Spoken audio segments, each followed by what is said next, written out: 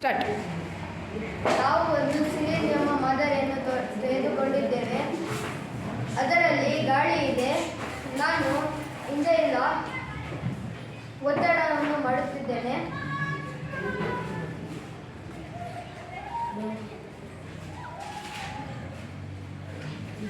ಒತ್ತಡ ಮಾಡಿದ ತಕ್ಷಣ ಅನಿಲದಲ್ಲಿ ಕಣಗಳ ಜೋಡಣೆ ಸ್ವತಂತ್ರವಾಗಿರುವುದರಿಂದ ನಾವು ಬಹಳ ಒತ್ತಡವನ್ನು ಹಾಕಬಹುದು.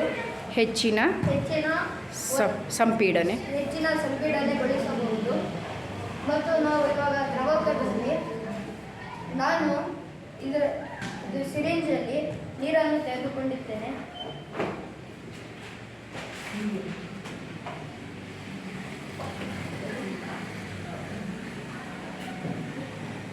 ನಾನು ಇವಾಗ ಜೋರ ಒತ್ತಡ ಹಾಕ್ತೀನಿ.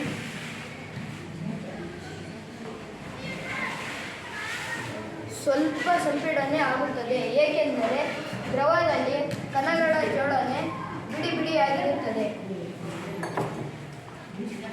ಈಗ ನಾವು ಬೆಳಕ್ಕೆ ಬಂದ್ವಿ.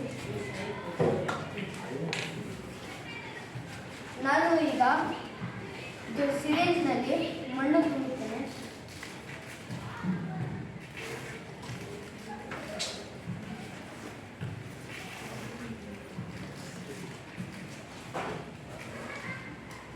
ಪಿಸ್ಟನ್ ಮುಖಾಂತರ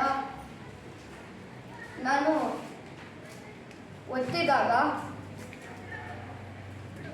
ಅದು ಸಂಪೀಡನೆ ಆಗುವುದಿಲ್ಲ, ಏಕೆಂದರೆ ಘನದಲ್ಲಿ ಕಣಗಳ ಜೋಡಣೆ ಒತ್ತೊತ್ತಾಗಿರುತ್ತದೆ.